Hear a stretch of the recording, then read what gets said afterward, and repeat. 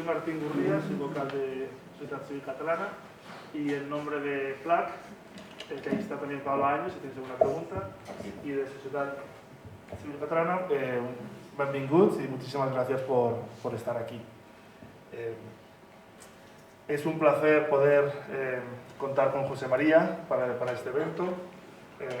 Vamos a hacerlo de la siguiente manera. Después de mi breve introducción, José María va a hablar durante 15-20 minutos, luego Iñaki Ecuría hablará por 5, 6, 7 minutos, luego Fernando Sánchez Costa y volverá a hablar José María y luego abriremos el foro a preguntas, porque lo que queremos es que esto sea una conversación. Esto es un tema muy súper interesante. La verdad, desde que yo era el moderador para esto, he recibido todo tipo de correos electrónicos con mucha intensidad, ¿no? Con gran interés sobre el tema. Entonces, vamos a poderlo hablar. A José María yo lo conozco desde hace unos años ya, nos conocimos en Estados Unidos, que vino a pasar ahí un año, y es un hombre pues con una cultura increíblemente grande, vasta. Solo hay que decir que cuando él era pequeñito, su madre, dime si me equivoco, en la cama, el libro que le leía era El Quijote de Cervantes, página por página, año tras año. Entonces, bueno, ya marca a la persona, ¿no? Es una persona que conoce seguramente a Azaña mejor que nadie en el país. Fue una figura clave en el resurgir de Azaña como un líder clave, y ahora en este último libro, este es tu sexto libro, yo creo, quinto o sexto libro, Azaña entra en la mente de Azaña, ¿no? Y la verdad es que es un libro interesantísimo. He estado leyendo el libro estos días, estaba en una cafetería que he ido cerca de mi casa y lo llevaba siempre el libro conmigo. Y un día un señor me viene y me dice: oiga, ¿este libro que lee es una hazaña o son más hazañas? ¿A qué se refiere? ¿De qué trata, no? Y bueno, es curioso, ¿no? Falta de comprensión de esta persona tan importante, ¿no?, en la historia de España, con gente que también lo considera como algo tan importante. También una cosa personal curiosa es que, hablando con mi padre, me comentó que su abuelo había ido a la clase de Azaña en el colegio en el Escorial, perdón, ¿no? Lo cual, qué pequeño es el mundo, ¿no? Y cómo esta historia está integrada en la vida de cada uno de nosotros. Y Fernando Sánchez Costa, presidente de Sociedad Civil Catalana, Iñaki Ecuría, periodista y director del Mundo en Cataluña, y sin más, yo le voy a pasar la palabra a José María para que nos hable de su libro y de lo que está haciendo. Muchas gracias.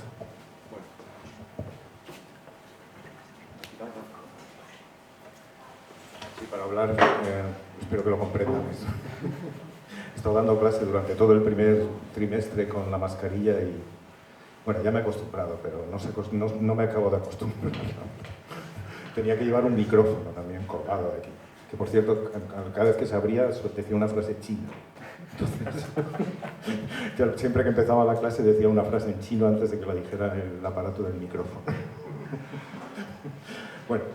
Bueno, lo primero que tengo que hacer es, por supuesto, darles las gracias a ustedes por venir a este acto, por asistir a esta presentación de este libro, y espero que después tengamos ocasión de discutir algunas cosas si les interesa a ustedes, ¿no? Y espero que sea así. Tengo que dar las más efusivas gracias, ¿no?, y expresar mi cariño y mi admiración por la gente de CLAC, por supuesto, que está allí, ¿no? Muchísimas gracias, y también muchísimas gracias a Sociedad Civil Catalana, que me parece una organización que ha hecho un trabajo extraordinario, ¿no?, durante mucho tiempo, y a la que siempre he admirado, ¿no? Y cada vez que Sociedad Civil Catalana me ha llamado para participar en algún acto, sobre todo en Barcelona, pues he acudido con muchísimo gusto, ¿no? Como siempre vengo a Barcelona, claro, por supuesto. Muchas gracias, Fernando, ¿no? Y muchas gracias también a la librería Byron, tan bonita, ¿no?, que nos acoge esta noche, ¿no?, porque es una librería preciosa, ¿no? Supongo que la conocen ustedes más que yo, claro, lo acabo de conocer, pero es una preciosidad. Y Martín Gurría, también me gustaría agradecerle, y por supuesto a Iñaki, ¿no? su presencia y su generosidad, ¿no? Porque Iñaki ya me ha hecho una pequeña entrevista, una larga entrevista en el Mundo, muy bonita, sobre un aspecto del que vamos a hablar de Azaña menos conocido, ¿no?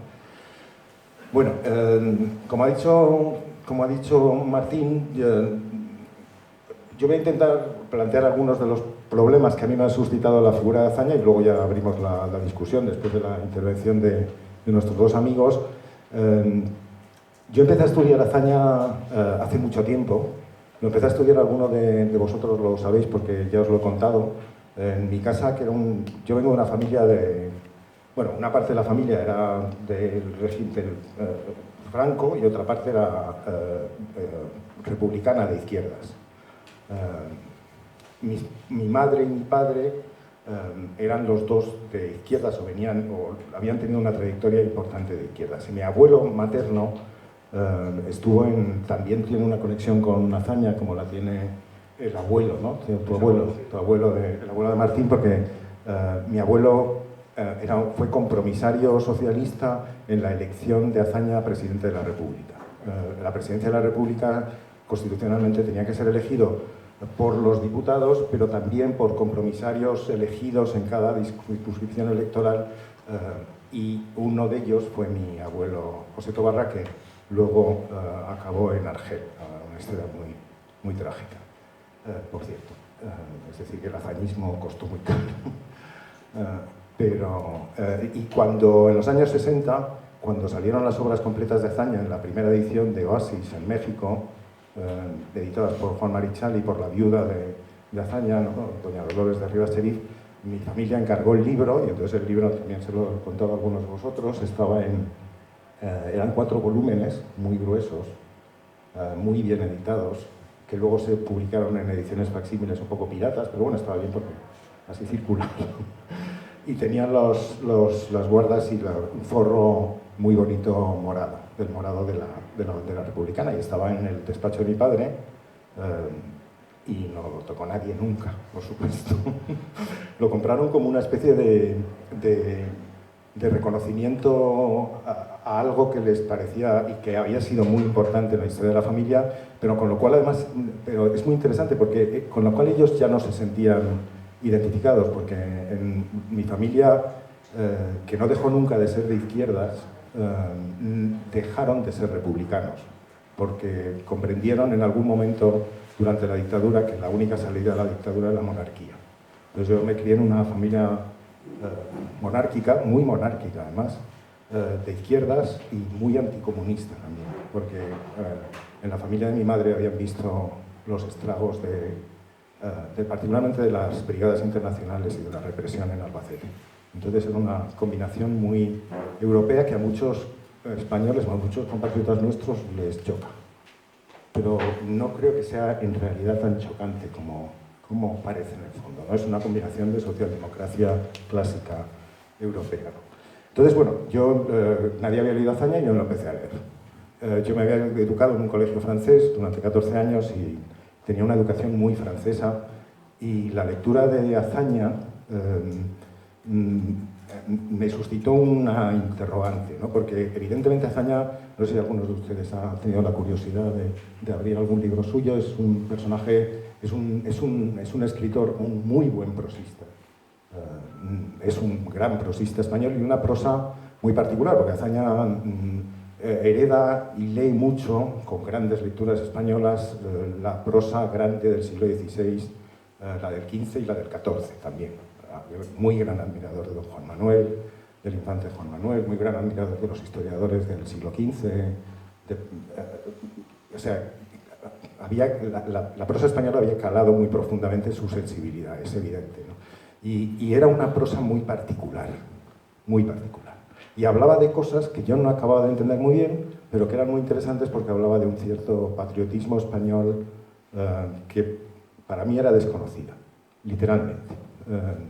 En mi casa mis padres nos hicieron conocer toda España, lecturas españolas que tú has recordado, pero esa forma de hablar de España a mí me llamó mucho la atención y era un enigma para mí. Entonces, bueno, lo leí, siempre estuvo por ahí, y luego en los años 70 empecé a estudiarlo en serio, a finales de los 70. Y entonces le dediqué varios libros, le dediqué la tesis doctoral, hice una cosa con José Luis Gómez, con el actor, con el gran actor, que es un monólogo que se llama Azaña, una pasión española, literalmente, ni más ni menos, que ha tenido mucho éxito, se ha visto mucho. Y ahí lo dejé. Y 30 años después, más tarde, ahora, hace 2 años, decidí que podía volver a Azaña primero después de todo lo que se había publicado nuevo, porque la publicación de las obras completas de los 60 se vio completada luego en una publicación en los años 2000, en 2008, porque habían salido muchos documentos nuevos. Saben ustedes que Azaña salió de España en condiciones muy dramáticas, ¿no?, durante la final de la guerra, y luego tuvo una historia muy trágica en Francia. La biblioteca y una parte de la biblioteca fue saqueada y traída a España. Otra parte de sus obras había sido robada previamente y también traída a España. Y entonces había muchos textos que no se conocían y fueron publicados. Entonces había mucho material nuevo que a veces, como pasa en España, la mejor manera de guardar un secreto es publicarlo en un libro, una frase que se atribuye a Azaña pero que yo no he encontrado en Azaña, pero que nos viene muy bien. Entonces estaban ahí desde el año 2008, toda esa cantidad de textos y estaban ahí. Punto. Nadie había tenido la curiosidad de echarles una ojeada de verdad. Es verdad que es muy complicado. O sea, que hacía falta tener instrumentos que no son fáciles, ¿no? Y luego también porque quería volver sobre Azaña porque Azaña me había puesto en una...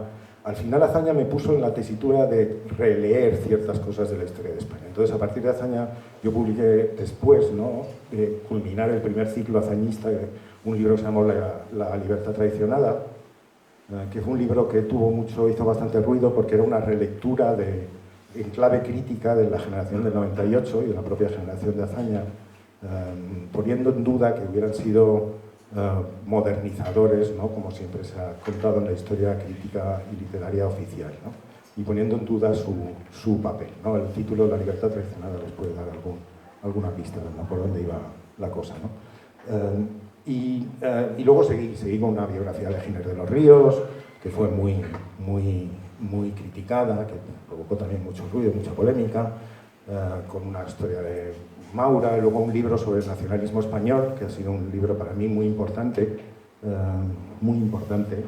y que este libro no ha tenido la recepción, porque no se lo merezca, que yo creo que podía haber tenido, porque plantea los problemas de otra manera, ¿no? No habla del nacionalismo catalán ni del nacionalismo vasco, habla del nacionalismo español. Y sitúa el foco de los problemas del nacionalismo no en Barcelona ni en Bilbao, sino en Madrid, más específicamente en el nacionalismo español. Pero después de todo eso, pues había que volver a revisar Azaña, ¿no? Entonces el libro es el resultado de una revisión que al principio me pareció sencilla, me pareció fácil escribir sobre Azaña, porque yo lo conocía muy bien, lo conocía casi de memoria, vamos, para que hablar de otra manera. Pero no fue tan sencillo, ¿no? Al editor le dije que había tenido la sensación de haber pasado 8 meses metido en una habitación oscura, cerrada y llena de humo. Como si hubiera estado en la cabeza de un personaje de Dostoyevsky. Y de ahí salió la portada, por cierto, del humo, de esa frase que se me ocurrió y que resumía bastante bien cómo fue la redacción del libro, ¿no? Porque fue una lucha con Azaña, pero también era una lucha conmigo mismo, porque yo me estaba revisando mis propias ideas y lo que yo había dicho sobre los Manuel, ¿no? Yo contribuí en los años 90, como ha dicho Martín, a rehacer o a plantear a Azaña como un mito. Azaña en los años 90 era un personaje que no tenía una gran importancia, conocido en los historiadores, por supuesto, un nombre importante, pero fue en los años 90 cuando un grupo de personas que ya para entonces estábamos relacionados voy a decirlo así, con la derecha y particularmente con Aznar, suministramos o creamos la idea de un mito Azaña que luego ha tenido derivaciones que no esperábamos entonces, ¿no? Aznar, por ejemplo, se interesó por Azaña, yo creo que por los mismos motivos de patriotismo que los que yo a mí me interesaban, porque hablaba de España de una forma nueva, que para él era desconcertante, tanto como para mí. Luego también tenía intereses políticos y tácticos que yo no tenía, claro, pero en un político todo eso es legítimo, ¿no? Y interesante, ¿no? Cuando se refiere al pasado y lo recupera, ¿no? Entonces nosotros, yo contribuí con mucha intensidad a poner el foco en la figura, y luego la figura ha ido, el mito ha ido cambiando, ¿no? Y ha ido cambiando hasta llegar a un punto en el que Azaña se ha convertido en el símbolo de la Segunda República, cosa que es en cierto sentido, pero no del todo, y también, sobre todo, en una especie de referencia fundacional, es decir, como si la democracia española y la monarquía parlamentaria, que es nuestro régimen, estuviera directamente relacionado, incluso estuviera legitimado por la figura de Azaña y por la Segunda República. No sé si recuerdan algunos de ustedes que cuando don Juan Carlos y doña Sofía, muy jóvenes todavía, visitaron México, hicieron una visita a doña Dolores de Rivas Cherif, que hay una foto preciosa al respecto, y era un sentido de continuidad, ¿no? Se había restablecido la continuidad entre la viuda del jefe del Estado último republicano y los reyes de España, que habían contribuido tan decisivamente a restaurar, ¿no?, la democracia en nuestro país, ¿no? Y la foto ha ido cambiando. La foto ha ido cambiando. En vez de una continuidad, ahora la foto significa una legitimación de doña Dolores a don Juan Carlos, ¿no?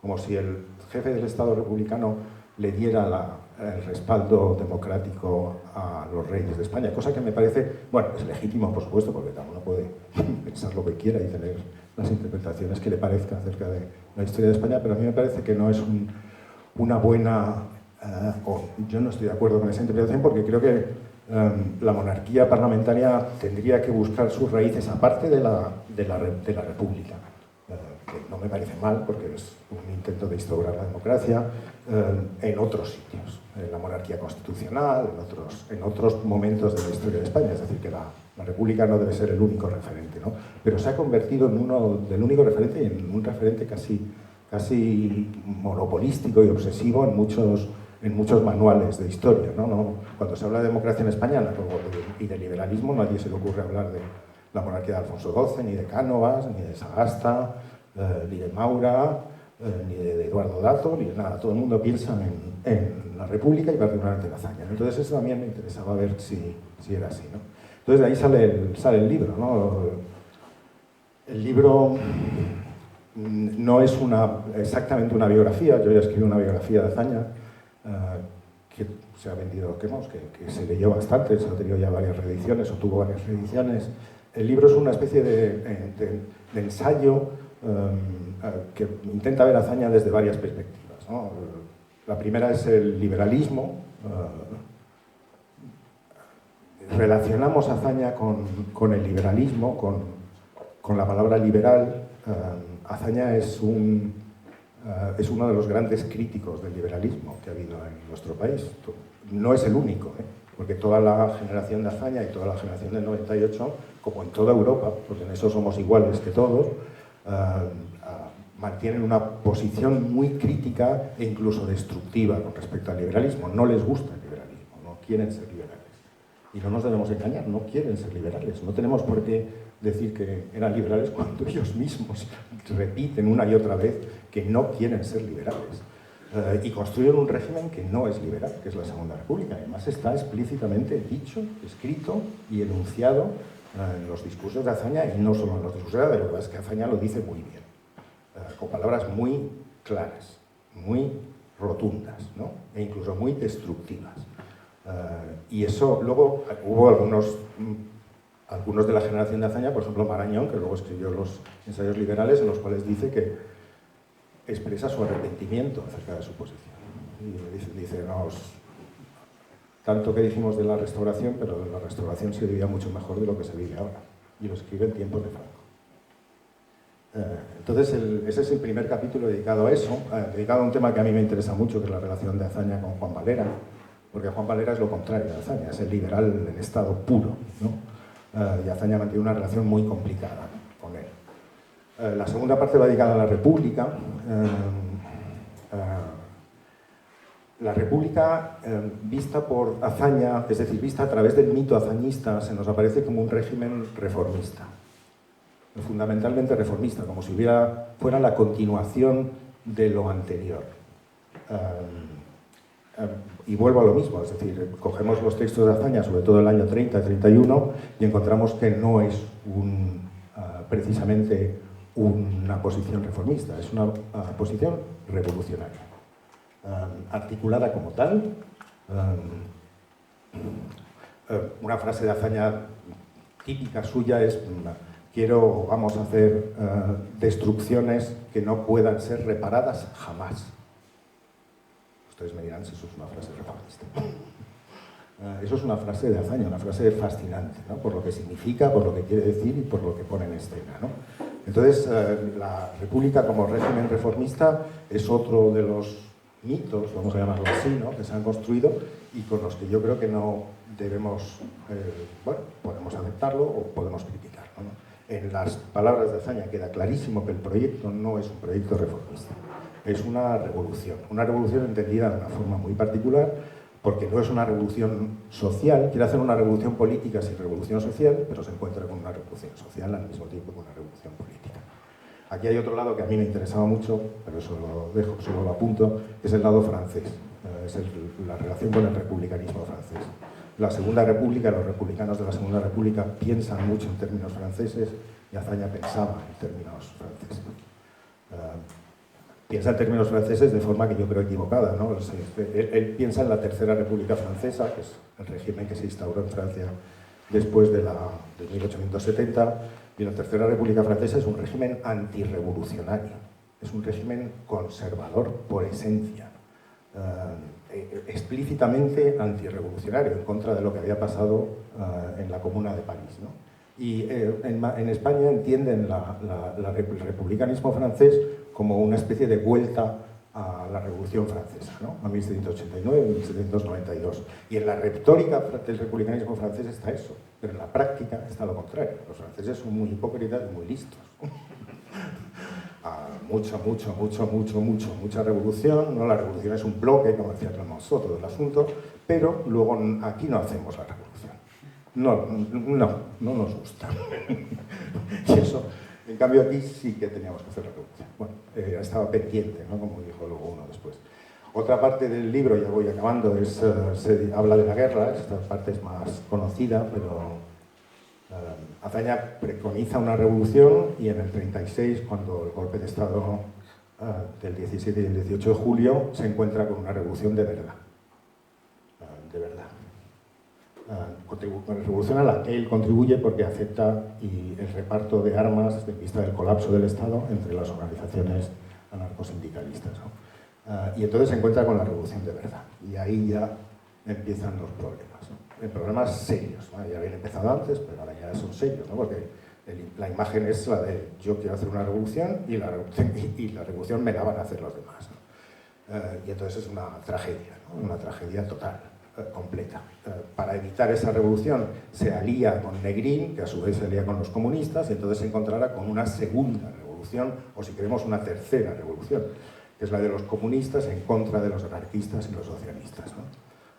Que en Barcelona la represión, todos ustedes saben que fue particularmente cruda, ¿no?, en el año 38, ¿no? Y ocasiona episodios terribles, ¿no?, que Azaña vive muy directamente y reflejados con mucho dramatismo en su diario, ¿no? Después de pronunciar las famosas palabras de paz, piedad y perdón, en el diario escribe: después de hablar de paz, piedad y perdón, me refriegan 58 muertos, ¿no?, que habían acabado de fusilar el Montjuïc. Entonces, el personaje está metido en una enorme contradicción, ¿no?, porque el espejo que tiene delante le devuelve una imagen que no corresponde para nada, absolutamente para nada, a lo que él había pensado que él quería hacer, ¿no? Y luego la última parte, y con esto ya sí me acabo, de verdad, va dedicada a un asunto que a mí me parecía muy importante, que es la literatura. Azaña es un hombre que quiso ser un gran escritor, quiso ser un escritor, un artista. no un escritor, sino un artista. Ser un artista es algo muy particular. No todo el mundo es artista, ni es artista el que quiere. Bueno, ahora todo el mundo quiere ser artista. Estamos en mamá quiero ser artista generalizado, ¿no? Es como él. Todo el mundo aspira a ser artista, ¿no? Y Azaña quiere ser artista. Azaña está en una crisis juvenil muy clásica de finales del siglo XIX. Todo se ha derrumbado, los valores se han derrumbado, se ha derrumbado el liberalismo, el constitucionalismo, se ha derrumbado la razón. Y él se retira al Alcalá de Henares, muy joven, a su familia, y entonces entra en un proceso de creación artística que fracasa. No tiene éxito, pero se va a convertir en un artista como una especie de artista de sí mismo, ¿no? Se va a crear un personaje. Y al mismo tiempo que se crea el personaje, escribe novelas o intenta escribir novelas. Esta es la parte quizá más novedosa del libro, porque se había tratado muy poco, que es una parte que a Iñaki le gusta mucho, me parece, que es la parte de Azaña como... quizá la palabra les vaya a chocar, pero no es realmente chocante, ni está dicha en términos provocadores como un diletante. Alguien que no acaba de comprometerse con nada, porque está siempre alejado de la realidad, está siempre alejado de... No se compromete de verdad ni con su trabajo en el Ministerio de Justicia, ni acaba de comprometerse nunca con su proyecto político. Le da más importancia a los diarios que al proyecto político. Los diarios y las memorias de Azaña, que es una obra maestra de la literatura autobiográfica y memorialística, es un texto que destila desprecio hacia los demás, soberbia. Es un gran texto literario. Las memorias nunca están escritas con buena intención, y si están escritas con buena intención no sirven para nada. Las memorias tienen que estar escritas con mala intención, y estas están escritas con muy mala intención, muy mala intención. Están escritas al día, es decir, no es un texto para ser escrito después, es un texto para ser publicado en el momento, tal cual, bueno, en el momento no, pero tal cual. Es un texto muy impresionante, ¿no?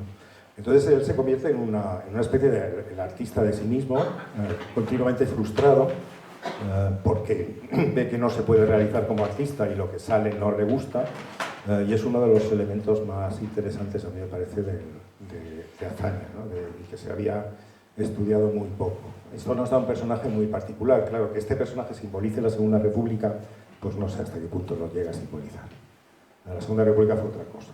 Azaña es un personaje muy particular que en un momento determinado quiso ser la voz de la Segunda República, que al final de su mandato primero recibió el apoyo suficiente para tener 5 diputados en la Cámara, de una Cámara de más de 400 diputados, es decir, que no le siguió nadie, que es muy impresionante, ¿no?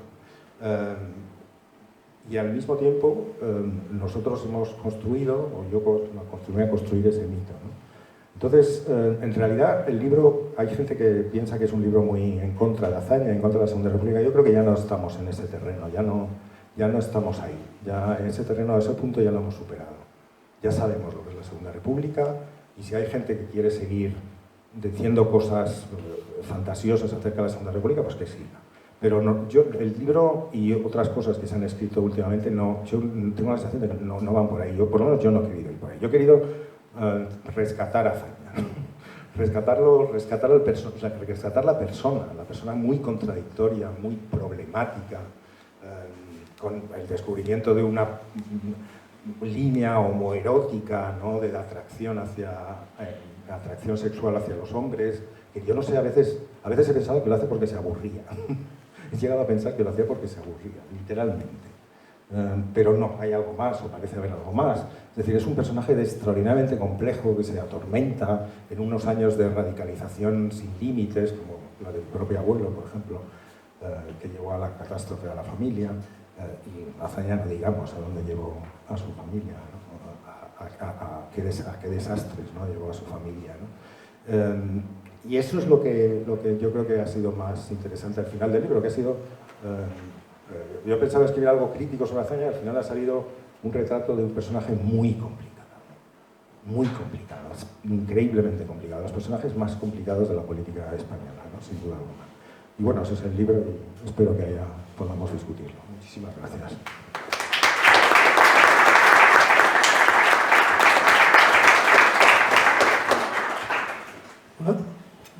gracias a CLAC, a Sociedad Civil Catalana, por permitirme, a ustedes, por permitirme estar aquí, y a José María por escribir este libro, que yo creo que no es un libro contra Azaña. Yo creo que a Azaña le gustaría, porque es un libro en el que tú destacas precisamente su lado literario, ¿no? Que es su gran pasión y su gran frustración, no triunfar en la literatura como artista. En cambio, tú aquí reivindicas cuando muchas veces se ha dicho que era mal escritor, que un escritor, tú en cambio lo reivindicas como un escritor. Y luego yo creo que es muy importante, porque el otro día, ayer, con un grupo de amigos, está José María, comentaba que yo, por generación, pues yo, en el momento que crezco con Azaña, lo empiezo a conocer un poquito, es a mediados de los 90, con esta reivindicación, ¿no?, que hace el Partido Popular, pero también el PSOE, menos, pero también el PSOE, y la publicación, ¿no?, pues de libros, de los dietarios, la presencia de Azaña en El País, en el diario El País, que se convierte también para el país en un referente, y está muy, ¿no?, tenemos muy empapada esta idea mitológica de Azaña, casi como un punto de encuentro de las dos Españas. Un punto de encuentro de las dos Españas que tú en el libro, cuando hablas de revolucionario, incluso a veces tiene puntos de nihilista, pues ahí, ¿no?, se pone en duda ese mito. Yo creo que este libro es muy importante porque no va a la contra, sino que va matizando y al final va perfilando a las personas. Y las personas realmente somos mucho más contradictorias, oscuras y ricas en ese sentido que los mitos, ¿no? El mito no deja de ser una simplificación.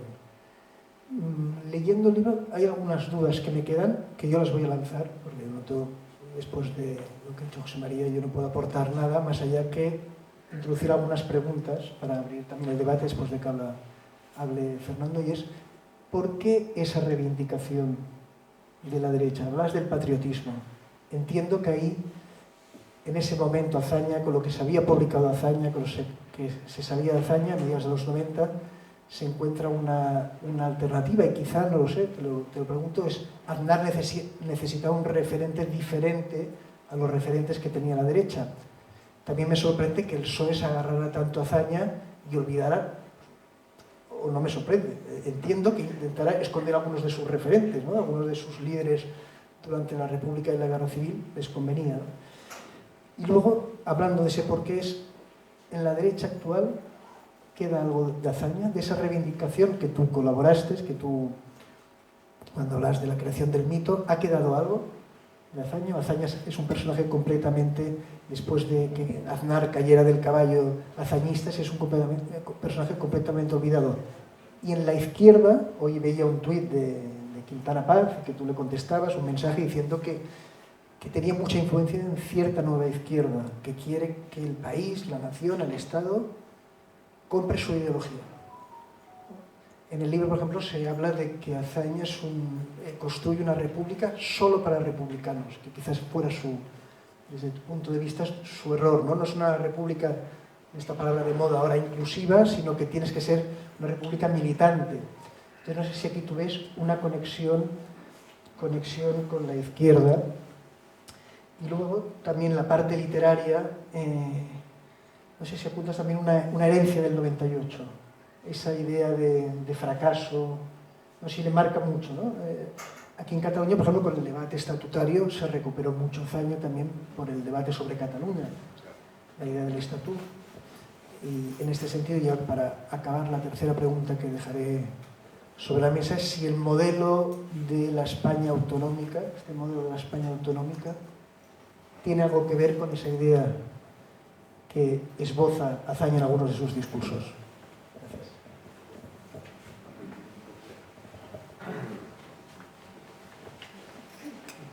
Pues muchísimas gracias. Me da una gran alegría estar aquí con tantos amigos, amigas, socios de Sociedad Civil Catalana, muchos de vosotros voluntarios, miembros de la Junta, Ferran, Sandra, Sergio,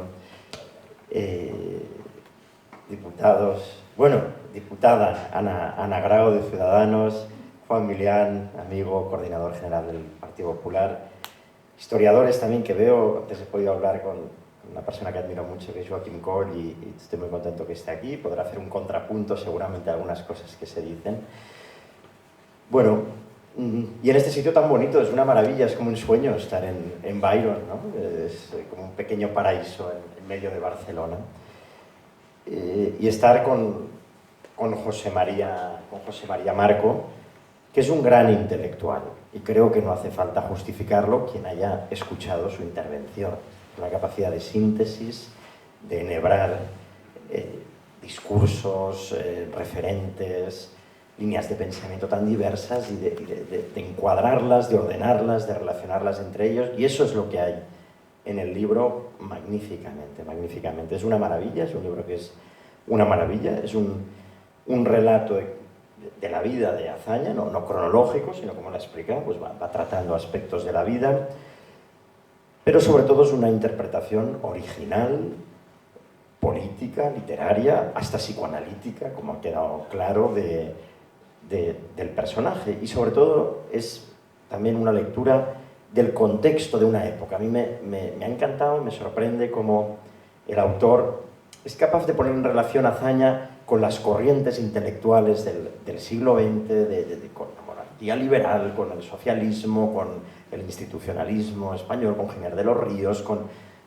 poetas, con autores de la época, cómo todo lo va entrelazando para iluminar un personaje y, sobre todo, más allá del personaje, para comprender mejor esa época tan apasionante a la que yo también dediqué mi tesis doctoral y por tanto, ahora que de algún modo estoy de salida y de vuelta a los orígenes, como tú estás de vuelta a los orígenes, he sido muy feliz porque la República, y luego volveré sobre ello, es un periodo apasionante, dramático, y también es un grandísimo género literario. O sea, es que tú lees a Azaña, lees a Gil Robles, lees a Lerroux, lees al propio Macià, lees a Companys y dices, pero qué maravilla literaria. O sea, que cada discurso tiene una calidad formal que maravilla, ¿no? Y este libro me ha devuelto esa sensación.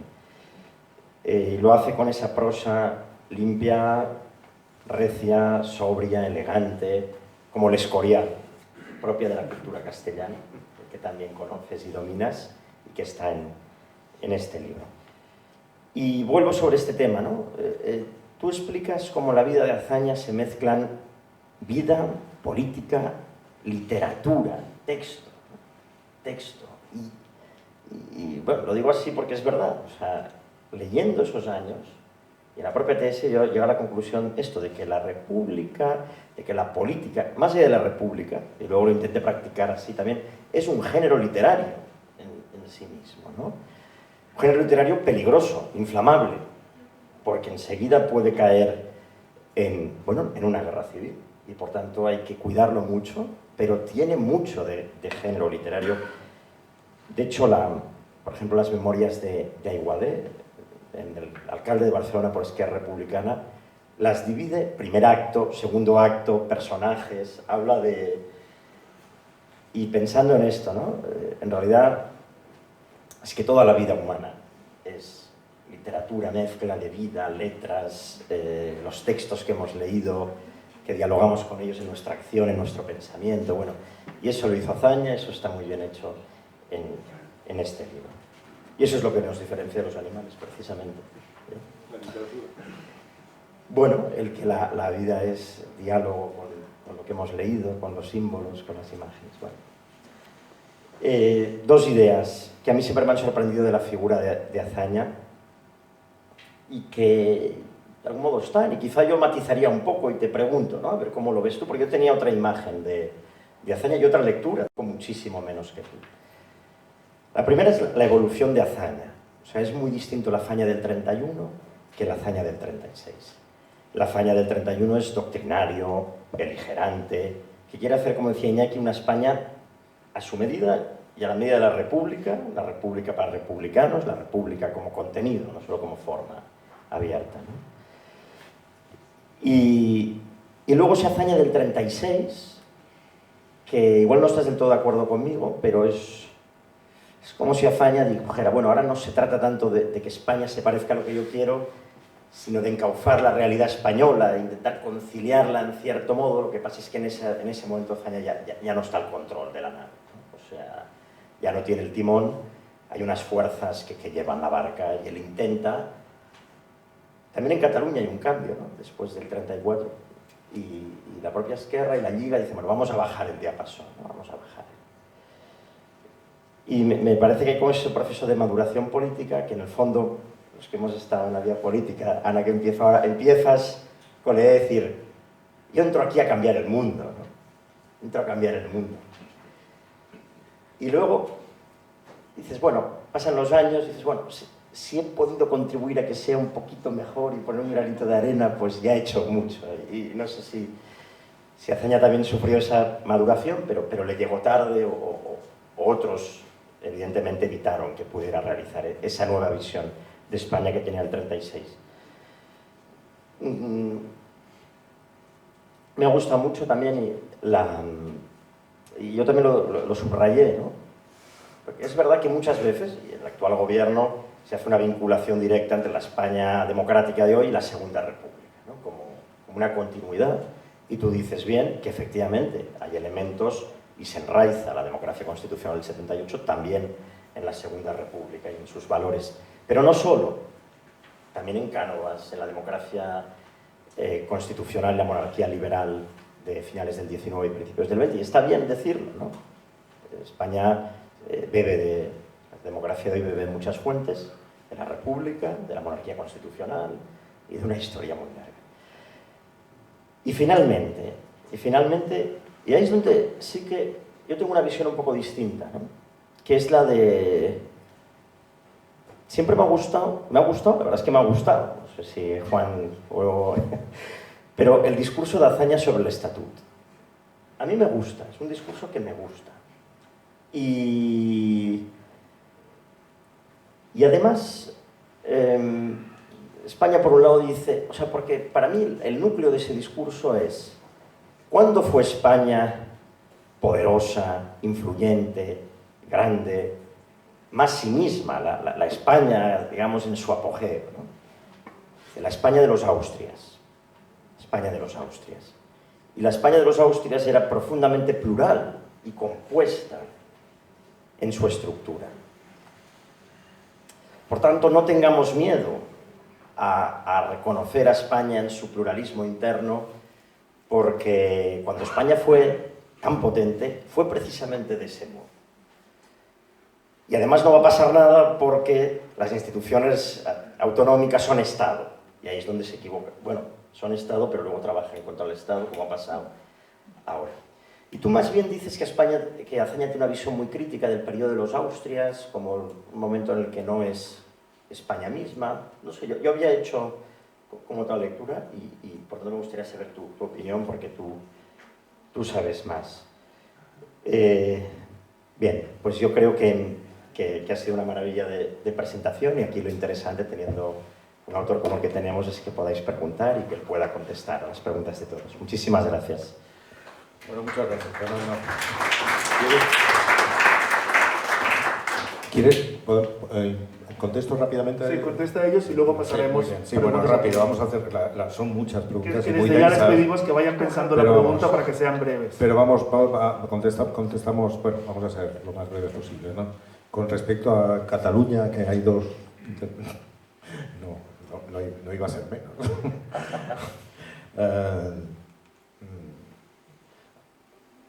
Azaña en el año 30, cuando Cambó organiza una gran excursión, que algunos de ustedes conocerán, de intelectuales castellanos, los llaman, para no hablar españoles, bueno, en fin, esas cosas, a Barcelona.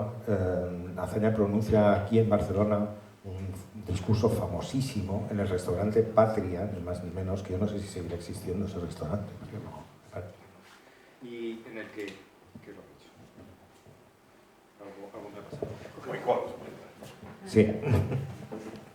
No vamos a decir quién. Bueno, y habla de... Azaña no se había interesado mucho en el nacionalismo catalán, pero se había interesado muchísimo por el tema del nacionalismo. Muchísimo. El nacionalismo catalán tiene una reflexión sobre el nacionalismo vasco que es una tontería. Dice, el nacionalismo vasco es como el aburrimiento provincial, ¿no? No saben lo que hacer y se dedican a eso. Que es una reflexión bastante tonta, porque contradice además todo lo que él había trabajado sobre el nacionalismo, porque le había dado mucha importancia. Es decir, no es una cosa de provincias, no es una cosa por aburrimiento, es otra cosa mucho más seria, ¿no? Y en ese discurso en el Patria dice Cataluña tiene derecho a ser lo que quiera ser, y si decide separarse, nosotros lo apoyaremos. Y es eso lo que coloca a Azaña en la tesitura de ser el representante, por así decirlo, del nacionalismo catalán en Madrid, que luego él aprovechará con mucha intensidad para promocionar el Estatuto de Cataluña, ¿no? El Estatuto de Cataluña no es obra un azañista solo de Azaña, por supuesto, pero es una de sus obras y de las que estaba más orgulloso. Seguramente si no hubiera habido el golpe de Estado, bueno, el pronunciamiento de Sanjurjo en el 32, Azaña no hubiera tenido el capital político para aprobar el Estatuto, porque las resistencias eran enormes. Es una torpeza de la derecha más recalcitrante la que facilita la aprobación del Estatuto. Yo creo que no hay ninguna duda al respecto. Es el entusiasmo, ¿no?, que crea el fracaso del pronunciamiento de Sanjurjo el que crea la atmósfera suficiente en las Cortes como para aprobar el Estatuto, que antes tropezaba con enormes dificultades, ¿no? Y es muy divertido que sea la derecha la causante de ese asunto que tantos problemas luego ha tenido y que tanta trascendencia ha tenido en la historia española, ¿no? Azaña piensa en el Estatuto, yo difiero un poco de lo que has dicho, Fernando. Yo creo que Azaña piensa en el Estatuto o en la España que el Estatuto quiere contribuir a formar como el cierre de una digresión. Utiliza la palabra, que es una palabra que también utiliza el republicanismo francés para calificar el siglo entre el final de la República y el 1870, la vuelta a la Tercera República, y es una reflexión clásica de los progresistas españoles. Es muy clásica, empieza en el 12, en las Cortes de Cádiz, y dicen que ellos son la verdadera España, y después de 3 o 4, cada uno tiene su cálculo, también donde está, de digresión, es decir, los Austrias y luego los Borbones son las dinastías extranjeras que han desnacionalizado España, ¿no? Y la República de Azaña tiene que volver a nacionalizar España. Igual que hay que crear el ciudadano español según los criterios republicanos de Azaña, hay que recuperar la nación española. Lo que pasa es que la nación española de Azaña es una nación muy particular, porque es la nación de los reyes católicos. Es que con Azaña nada es sencillo, y Azaña no está pensando en una elaboración moderna de España. España tiene literalmente en la cabeza la España de Cisneros. Él se identifica con Cisneros. Azaña es un antimoderno, en el fondo. Azaña viene de Alcalá de Henares y lo que percibe, lo que ve, lo que le gusta es el paisaje trágico de la Alcarria, de la Sierra de Gredos, el Aucejón, el Guadalajara, la España más trágica, llena al mismo tiempo de historia fracasada, según él, y de un paisaje salvaje, ¿no? Y eso es una reflexión que habla del 98, de lo que tú decías, y de la literatura, ¿no? Entonces, efectivamente, la visión política se mezcla con la literatura y se mezcla con una cosa muy particular, que yo creo que en el fondo es nacionalismo, es la verdadera España. Vamos a hacer la auténtica España. Y la auténtica España es la España eterna, que hasta ahora ha sido traicionada. Y entonces ahí nos metemos en un lío monumental. Porque, claro, la España auténtica, a ver cómo la definimos, ¿no? Y entonces resurge una gran literatura que él reorganiza a su manera, los personajes populares, los cabreros, los mendigos que le miran con desprecio cuando llega a un sitio. Es un tipo que se repite una y otra vez, y luego se repetirá cuando... Bueno, elabora toda una mitología, que es una típica mitología nacionalista, típica.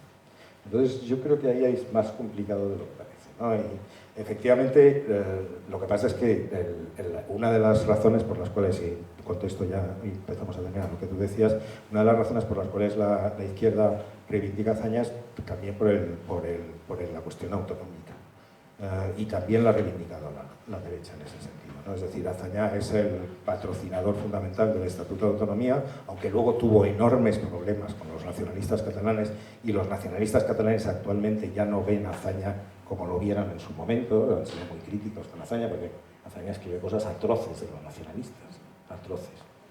Se siente traicionado, pero bueno.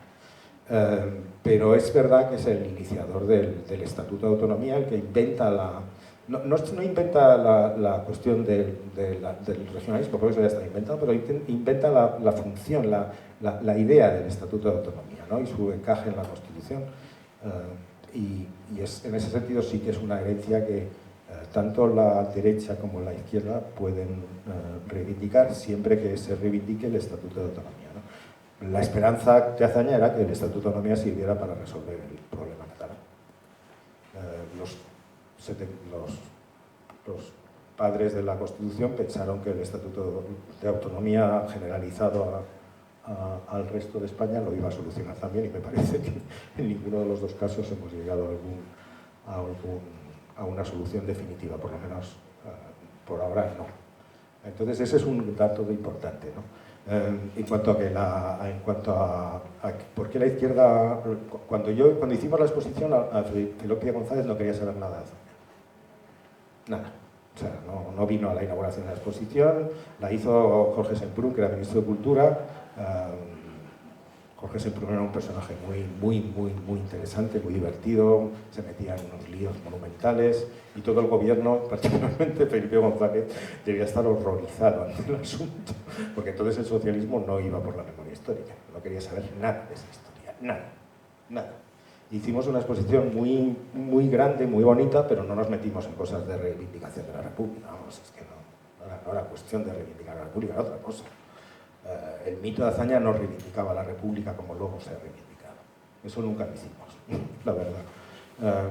Entonces la izquierda ha cambiado, y la izquierda ve en Azaña una figura, efectivamente, como tú dices, de una figura de consenso, ¿no? Un poco como lo que tú dices, Fernando, de la evolución del personaje. Yo ahí también difiero un poco. Es verdad que Azaña habla de paz, de piedad y perdón, y tiene discursos muy bonitos, muy emocionantes, y cuya lectura sigue siendo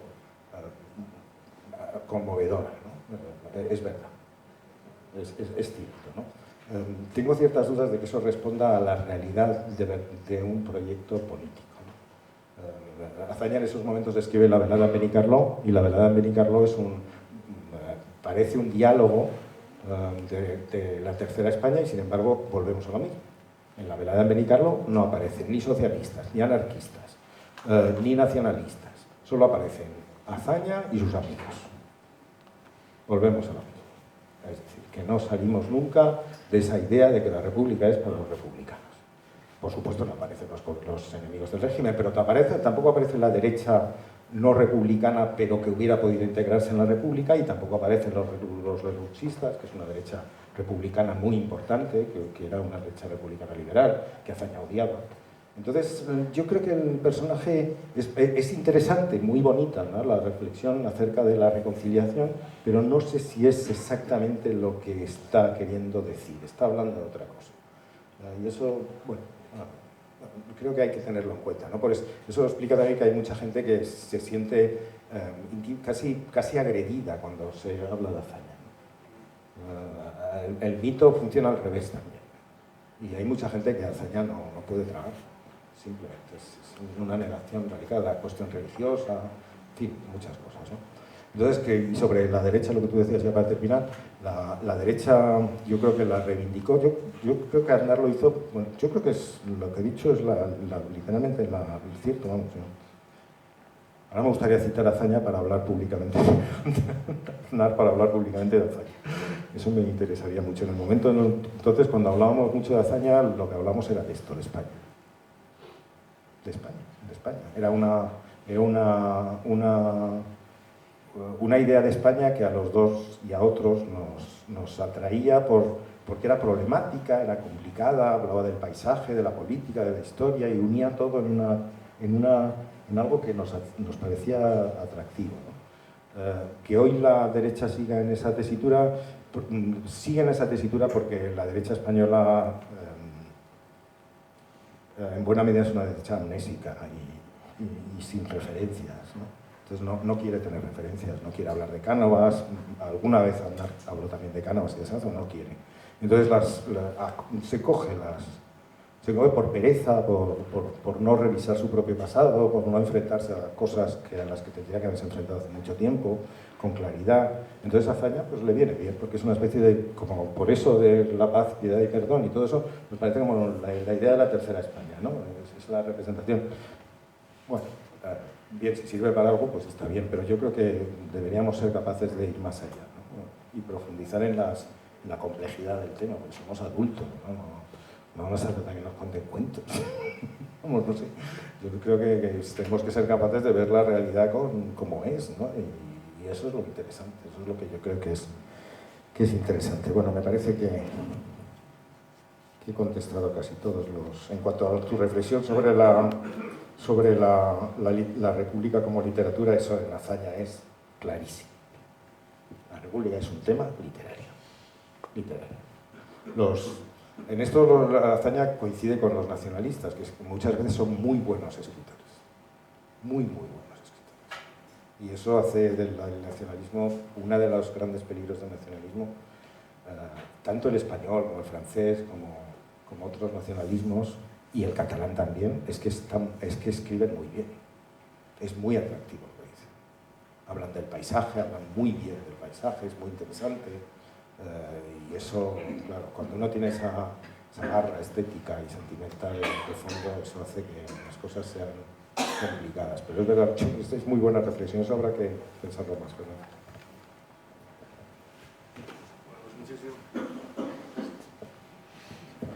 Muchas gracias. Y ahora nos gustaría abrir el foro a preguntas. ¿Comentarios? Sí, haremos 3 preguntas de golpe, si hubiera.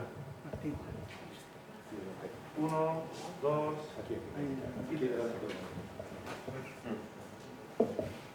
Y se presentan, dicen su nombre. ¿La señora? Sí, pero pensaba que el señor iba a preguntar. Buenas tardes a todo el mundo. Ha tenido mucha suerte de que ya de pequeñito le leyeran El Quijote. Porque yo creo que aquí en España sería el libro que todo el mundo tendríamos que haber leído.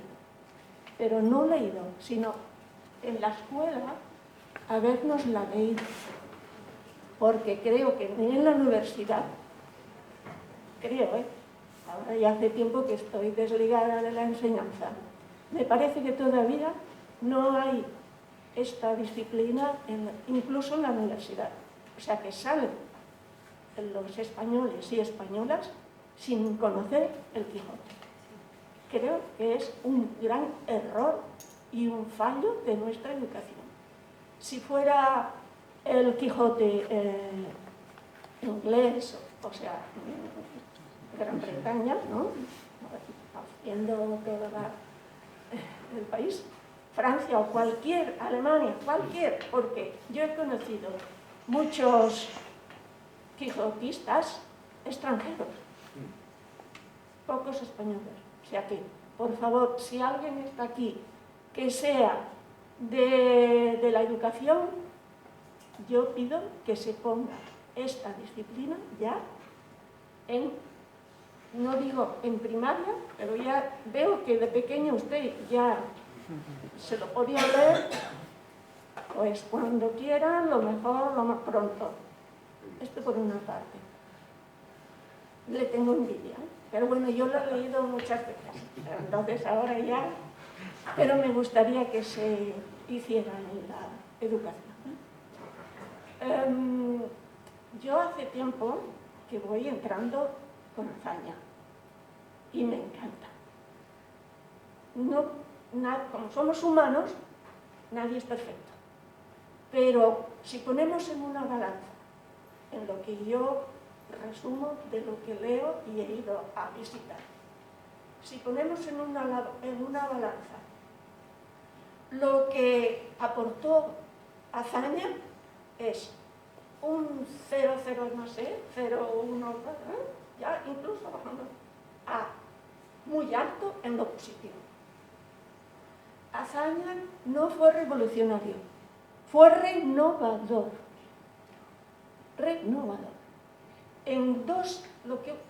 Primero, tuvo que luchar mucho para que él quería que entraran los socialistas con él a gobernar. Yo, claro, me falta mucha formación aún y mucha lectura.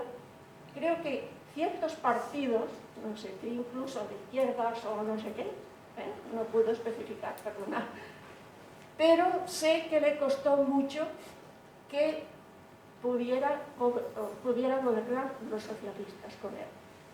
Al final lo consiguió.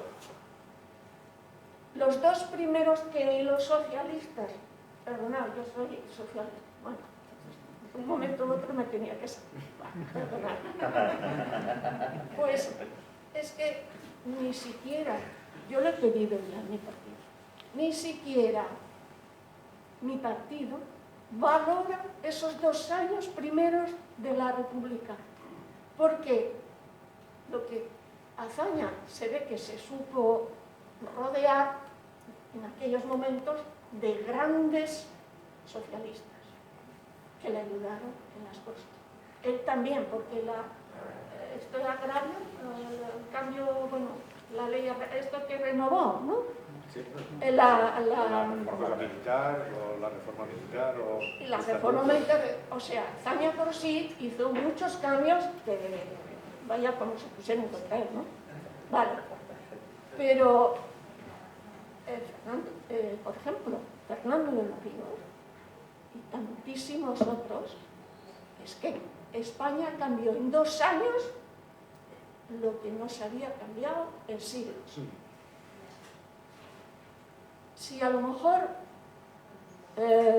Alfonso XIII, en lugar de apoyar al dictador, que se ve que fue incruento, algo le tenemos que perdonar. Mira, por lo menos no fue cruento. Bueno, sí, a lo mejor él, mejor me extiendo, ¿no? Sí, un minuto, por favor. Vale, perdonad, sí. No, es que no me daba cuenta, porque claro, son muchas cosas que hay ahí que... Entonces, no estoy de acuerdo porque usted me desvalora un montón a Azaña. Gracias.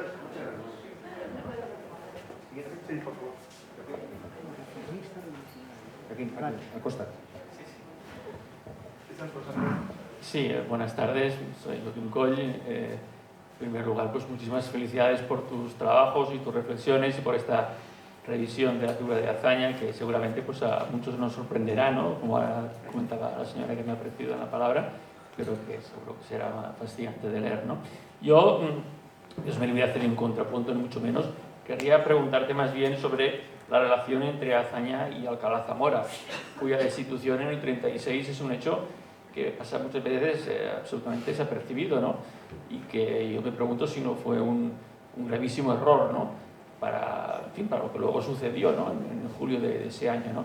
Lo digo porque una vez le pregunté a Carrillo justamente por eso, ¿no? Si no había sido un error la destitución de Alcalá Zamora, ¿no? Y me dijo que seguramente sí, pero no nos fiábamos de él, me contestó, ¿no? Entonces, bueno, quisiera saber, pues, en fin, cuál era la relación entre Alcalá Zamora y qué importancia das tú a su destitución en lo que significó, pues, que un sector del mundo católico, liberal, moderado, pues también acabará desertando, ¿no? de la República. Gracias. Contesta a estas dos y luego vemos si... Bueno, con respecto a lo de Alcalá Zamora, que es más precisa, ¿no? La destitución de Alcalá Zamora en el 36, bueno, pues, seguramente fue un error grave porque confirmó empezó a confirmar o acabó por confirmar que la República iba a ser exclusivamente de los republicanos de izquierdas, ¿no? En ese sentido probablemente es un error. No sabemos nunca lo que hubiera podido pasar de otra manera, ¿no? O sea, que tampoco... es verdad que Alcalá Zamora había cometido también muchos errores, se había enajenado las simpatías de la derecha, es decir, que nadie lo defiende, prácticamente nadie lo defiende. A mí lo que me ha interesado mucho de la relación de Azaña y Alcalá Zamora, aparte de la de que es un personaje fundamental en las memorias, porque Azaña se recrea elaborando el personaje, que es un personaje muy rico, muy interesante, porque es particularmente, además es que es el exacto contrapunto de Don Manuel. Los dos vienen de fuera de Madrid. Azaña viene de una familia liberal. Los dos empiezan en Madrid, trabajan en el mismo despacho de abogados, literalmente son compañeros de despacho. Los dos se mueven en círculos liberal conservadores, probablemente más conservador Azaña que Alcalá Zamora en aquel momento, lo cual es muy interesante, aunque no sabemos muy bien la afiliación política de Azaña, pero parece más conservador Azaña que Alcalá Zamora. Y luego Alcalá Zamora sigue, lo que es muy interesante es que Alcalá Zamora sigue la línea para la que estaba destinada Azaña, es decir, ser un abogado brillante en un bufete madrileño y saltar a la política del Partido Liberal y tener una carrera muy brillante, muy brillante. Alcalá Zamora llegó a ser ministro en varios ministerios, ¿no?, en varios gobiernos, y luego se convierte al republicanismo muy tarde, ¿no? Y Azaña es parte del mismo sitio, pero Azaña sufre la crisis brutal que sufre buena parte de la juventud europea de la época y de la conciencia europea de la época, que es una especie de... dejan de creer en el liberalismo y en el constitucionalismo, ¿no? Alcalá Zamora sigue creyendo en ese proyecto y Azaña deja de creer en ese proyecto. Y entonces, claro, las dos figuras se oponen como dos formas, casi dos estereotipos, ¿no? Casi dos modelos, dos paradigmas, ¿no?, ante la historia de España y ante la cuestión de cómo se democratiza el liberalismo, ¿no? Alcalá Zamora parece pensar que es posible democratizar el liberalismo sin rupturas, y Azaña llega a la conclusión muy pronto, a pesar de su militancia en el Partido Reformista, de que es necesaria una ruptura, de que no hay posible continuidad entre la democracia y el liberalismo. Y eso lo que está en juego en las memorias, y Azaña lo pone en juego de una forma muy espléndida, la verdad, hay que reconocerlo. Entonces ahí se desarrolla un juego muy complicado de desconfianza, antipatías personales, cuestiones políticas muy de fondo, y es uno de los grandes temas del personaje de Azaña, y eso lo tendrá que estudiar alguien joven porque merece estudiarse de otra manera y más profundamente. Es muy interesante, no solo por lo que tú dices, que te agradezco, ¿no?, la pregunta, sino por lo que simboliza, ¿no?, que es porque es la ruptura, ¿no? Azaña rompo con el liberalismo, no confío en la monarquía constitucional, no confío en una república liberal, no confío en eso, tenemos que hacer otra cosa. Y Alcalá Zamora parece que... Y luego es muy curioso porque los dos personajes, termino con esto, los dos personajes coinciden en que siendo republicanos, y sinceramente republicanos, no siguen viviendo incluso en la república en el mundo liberal de las oligarquías liberales. Es curiosísimo. No se comprenden a sí mismos como líderes democráticos, con lo que la democracia quiere decir, ¿no? Las masas, la incorporación del Partido Socialista, todo eso, ¿no? Ellos siguen viviendo en un mundo de oligarquía, ¿no? Sin darse cuenta que ya están en otro mundo, ¿no? Y eso en realidad también les une, ¿no? O sea que es muy complicado, muy complicado y muy interesante la relación, ¿no? En cuanto a lo que usted me decía, yo creo que bueno, yo siento un inmenso respeto por todos los protagonistas de aquellos años tan confusos, tan complicados, ¿no?, tan difíciles, ¿no? Y creo que yo tengo la sensación de que hubo una oportunidad, ¿no?, una oportunidad de hacer algo distinto, ¿no? Y que el gobierno primero de la República, los gobiernos del bienio azañista, es verdad que elaboraron y pusieron en práctica un enorme proceso de modernización que quizá estaba pendiente, ¿no? Pero sin duda, y respondían a una necesidad de la sociedad española, que era una sociedad mucho más avanzada y moderna de lo que a veces pensamos nosotros, ¿no? Es decir, La sociedad española, es verdad que Primo de Rivera es un dictador regeneracionista, porque eso es una palabra que ha tenido mucho recorrido en la política española. Yo siempre he pensado que es una palabra nefasta. Yo le propuse a varios editores escribir un libro que se llama Contra la regeneración, porque me parece una palabra siniestra, literalmente. No me hicieron caso y cuando encontré un editor ya no tenía ganas. Ya me había acabado. Entonces, pero que España la República no llega como un ovni, ¿no? Hay también una España ya hecha que necesita otras cosas y entonces había un encaje de una política con una nueva España, ¿no? Con una España que se había modernizado. Lo que pasa es que yo creo, pero bueno, cada uno piensa lo que quiere, ¿no? Yo creo que esto es que echan a perder esa oportunidad. Echan a perder esa oportunidad. Hacen una república que pierde la oportunidad de integrar a quienes no eran republicanos. Había muy pocos republicanos y la república, igual que la monarquía democrática en el 76, tiene que esforzarse o tendría que haberse esforzado por incorporar a la gente y en vez de incorporar levanta barreras, ¿no? Levanta barreras una y otra vez. España ha dejado de ser católica, los militares, las leyes constitucionales. Entonces es ahí donde yo creo que tropiezan, quizá lo hagan con buena intención, ¿eh? Por supuesto, pero tropiezan. Y eso es donde creo que es el fallo de la República, que podía haber sido una oportunidad, porque había republicanos de derechas. Está Lerroux tenía un gran partido de republicanos de derechas, pero no lo admiten y hacen todo lo posible para destruirlo. Había gente que no era republicana, pero que estaba dispuesta a integrarse, lo hacían. Le habían puesto tantos problemas que, claro, no podía ser republicana, porque la Constitución era muy de izquierdas. Pero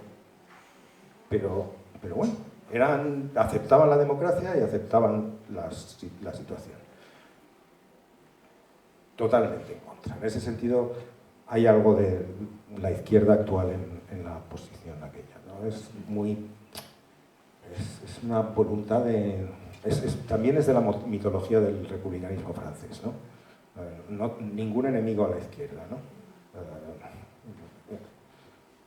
La derecha no. Quien es de derechas no es republicano. Y ese secuestro de la democracia por parte de la izquierda yo creo que le costó carísimo a la izquierda y a España, ¿no? Pero bueno, es una opinión con respecto completamente a eso. Pues haremos dos últimas preguntas. El señor Hoyo. Buenas tardes.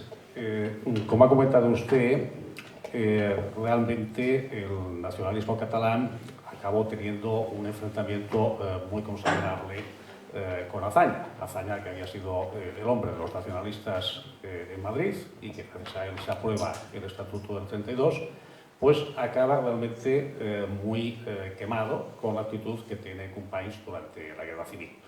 No solamente él, sino Negrín también, que Negrín llega a afirmar que, bueno, antes que a esta gente preferiría a Franco, llega a afirmar durante la guerra. Entonces, no sé, hay muchos historiadores que no les gustan los contrafactuales, pero bueno, yo le propondría uno, y es en el caso, por ejemplo, de que la República finalmente hubiera ganado la guerra, cree que hubiera podido haber un reencuentro de estos separatistas catalanes que se mostraron así durante la Guerra Civil con esta izquierda burguesa que representaba Azaña. Y luego, otra cuestión, también, si me permite, ha comentado la falta de referencias que tiene la derecha española actual, referencias históricas. Un personaje como Lerroux, que realmente tuvo una posición muy beligerante en contra del nacionalismo catalán y que ellos nunca le han perdonado, históricamente, pues Lerroux ha sido y es la bestia negra del nacionalismo catalán. Para ellos, todos nosotros, por ejemplo, pues somos lerrousistas, ¿no? Entonces, ¿considera usted que Alejandro Lerroux, del que, por cierto, el profesor Villa hizo una biografía muy reciente, no sería un mejor referente democrático que Manuel Azaña? ¿Hay alguna otra pregunta? Vale. Pues hacemos la última pregunta. Adelante, Noriega. ¿Qué pasó?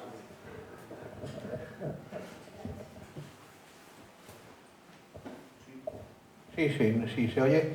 Sí, yo traía alguna pregunta preparada, alguna de ellas ya ha salido, ¿no? Como el posible...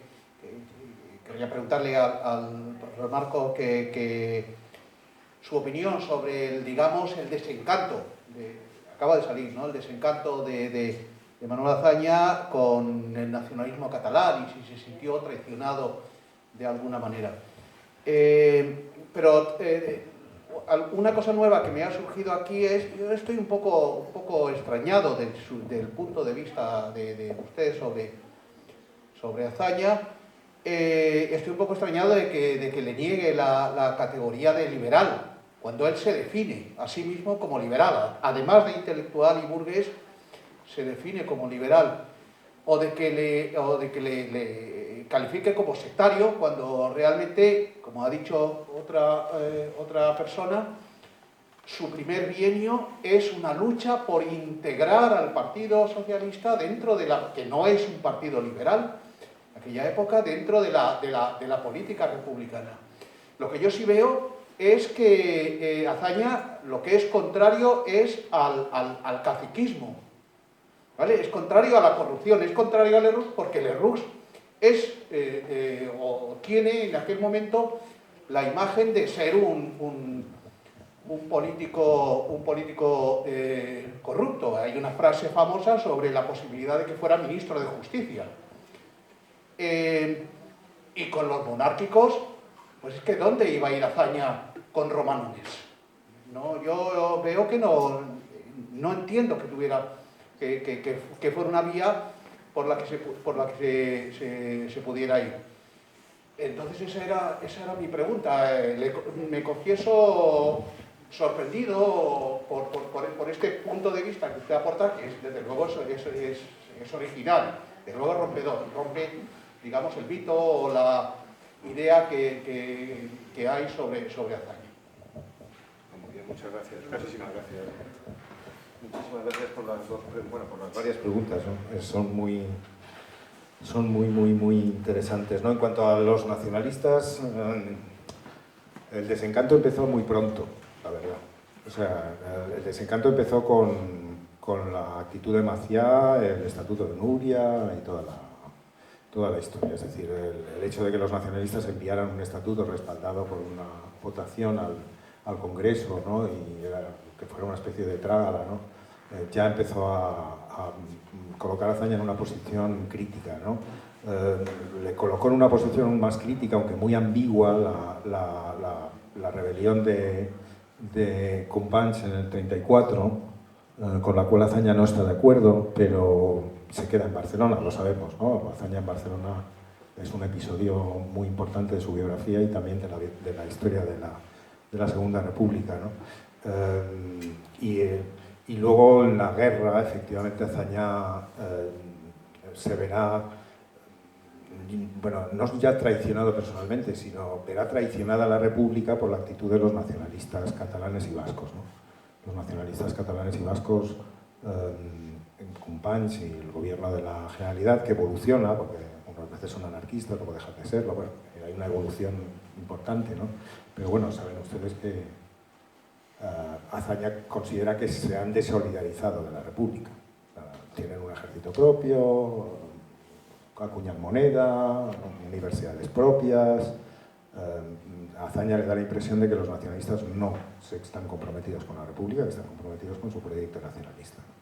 Y hacen lo que está haciendo, lo que él cree que está haciendo mucha gente, que es no pensar en ganar la guerra, sino pensar en el después de la guerra. Acusación que es brutal y seguramente bastante justificada, por lo menos en algunos casos, no sé si en todos los nacionalistas, ¿no? Es muy interesante también que, a pesar de la animadversión de los nacionalistas contra Azaña por las frases tan duras que dijo Azaña de los nacionalistas, Azaña nunca pensó en que se debía anular el Estatuto de Cataluña. Cuando Negrín y los comunistas inician una política muy centralista de anulación de las competencias de la Generalidad, Azaña piensa que, a pesar de todo, el Estatuto debe ser mantenido. Y lo piensa y lo dice repetidas veces, que es muy interesante la posición, ¿no? Es decir, que eso justifica, ¿no?, el hecho de que se considere a Azaña como un predecesor, ¿no? muy importante del Estado de las Autonomías y particularmente del Estatuto de Cataluña. Es decir, a pesar de los conflictos, a pesar de todos los enfrentamientos, Azaña nunca dejó de pensar que el Estatuto de Cataluña era una posibilidad para integrar a Cataluña en su nueva España, ¿no? Entonces eso hay que tenerlo en cuenta y es importante, ¿no?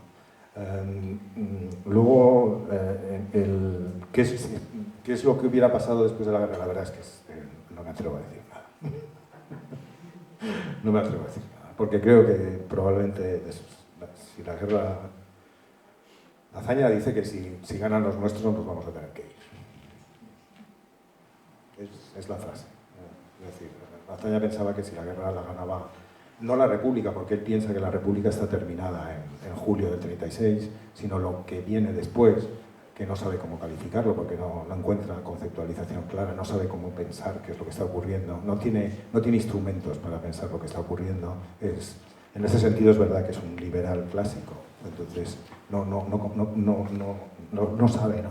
Pero vamos, Azaña pensaba al final que lo que iba a pasar era que los comunistas iban a llevar por todo por delante. Es lo que piensa.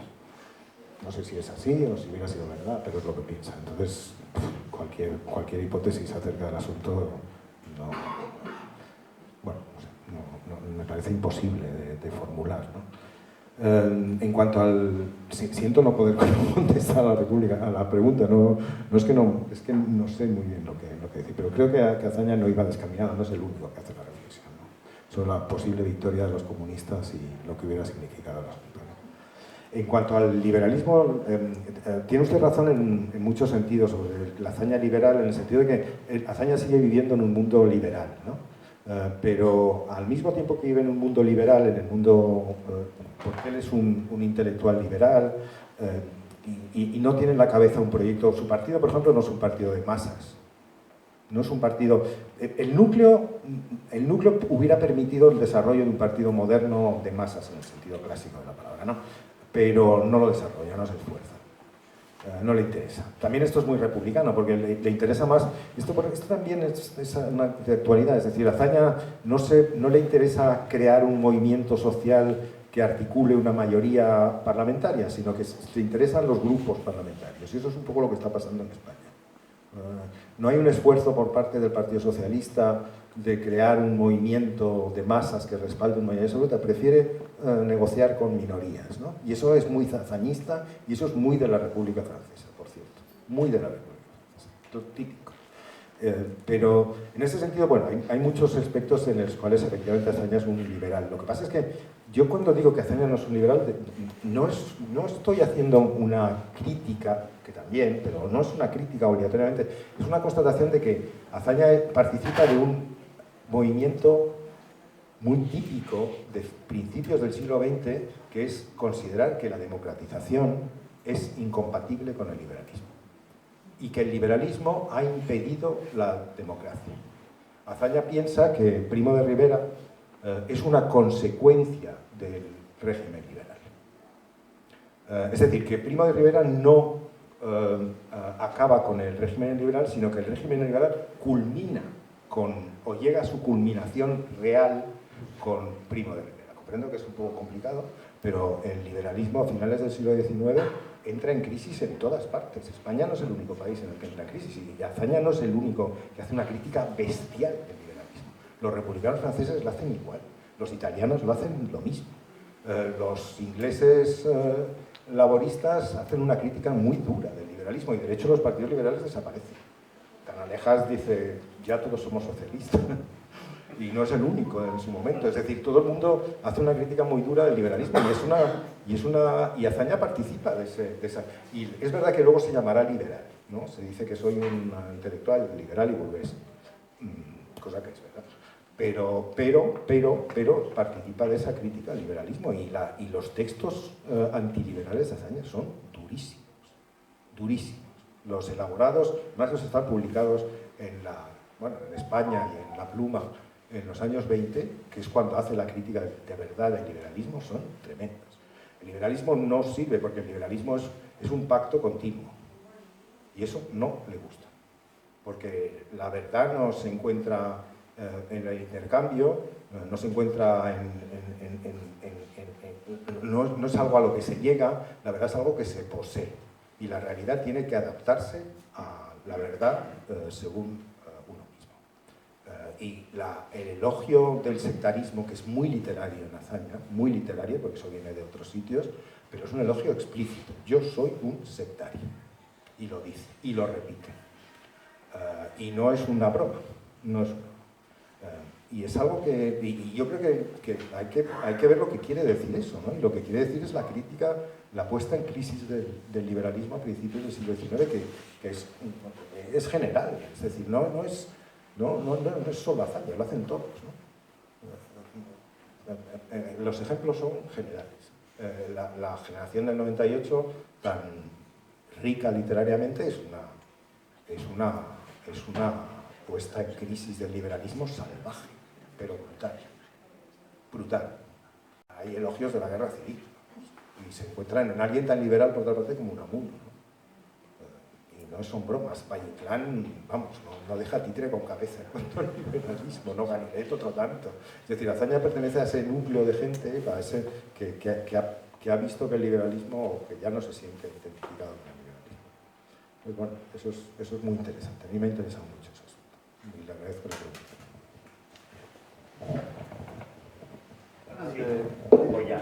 Ahora, antes de concluir... lo de Lerroux, un momentito. Es interesante eso, lo de Lerroux como referencia de la derecha. Sí, lo de Lerroux, bueno, un momento, sí, porque aquí había una pregunta sobre Lerroux. Solo un momento.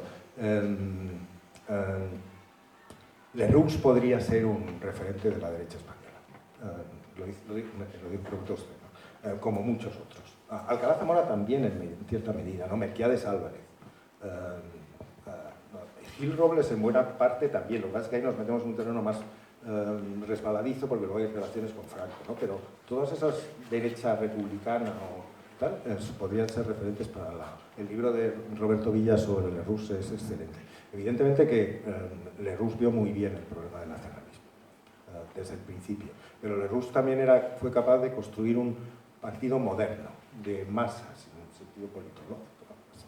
Sí, bueno, moderno y español, nacional. Y Lerroux tenía en la cabeza una idea de la República, y esta vez sí que podríamos utilizar el término liberal.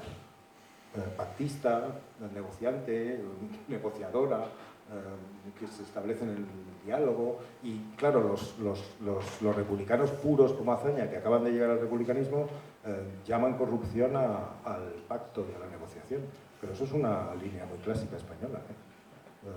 El primer gran pactista de la historia española, que fue Martínez de la Rosa, lo llamaban Rosita la pastelera.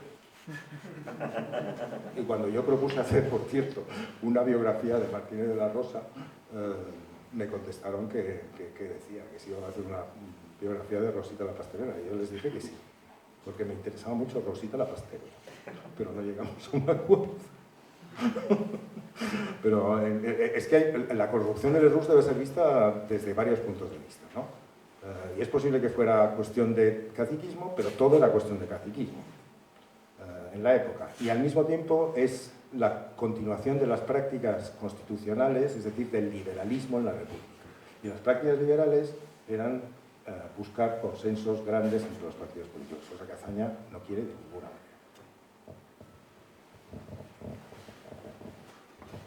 Pues muchas gracias, ahora concluirá Martín, pero yo antes quería sencillamente expresar que la sesión de hoy sirve para ver también los matices que tienen todas las realidades, ¿no? Y lo complejas que son, y el matiz interno que hay dentro de una organización como Sociedad Civil Catalana, ¿no? Donde estamos gente que procedemos y tenemos pensamientos muy distintos, y la sesión de hoy pues es muy enriquecedora para compartirlos y para contrastar puntos de vista, como decía, y es preciosa la descripción que haces en el libro del liberal Valero, ¿no? Como al final es una búsqueda compartida. Y esos matices también están en las palabras. A veces, claro, ¿qué significa liberal? No significa lo mismo igual en un párrafo del año 31 que en un párrafo del 36, que lo que tienes en la cabeza por liberal, lo que tiene usted, lo que tengo yo, o sea que también esto a veces influye un poco en cómo percibimos las cuestiones. Finalmente yo también quería agradecer, que no lo he hecho antes, al alma de todas estas presentaciones. La de esta concreta ha sido Martín. Y Ángela. Pero siempre detrás de todas ellas está Ángela Herrero, miembro de nuestra junta directiva, siempre tan discreta, pero gracias a ella se hacen todas estas presentaciones. Ángela, como has llegado tarde, te has puesto, bueno, un poco más tarde has puesto por ahí, no te había visto. Gracias de verdad. Martín. Y gracias, José María. También me ha gustado mucho lo que hemos hablado del Quijote. Sociedad Civil Catalana hizo un evento sobre el Quijote que fue brutalmente terminado y esperemos que este verano se vuelva a repetir. Ojalá que sí. Si no te das de baja. Ojalá que sí, Carmen. Muchas gracias por todo. Bueno, muchísimas gracias a todos por este diálogo tan honesto, tan franco y que es un ejemplo para todos, ¿no? Muchas gracias a José María por venir de Madrid, por darnos también el honor de ser su primera presentación. La semana que viene, el jueves, la tiene en el Retiro, creo, y será la segunda. Antes en Barcelona que en Madrid.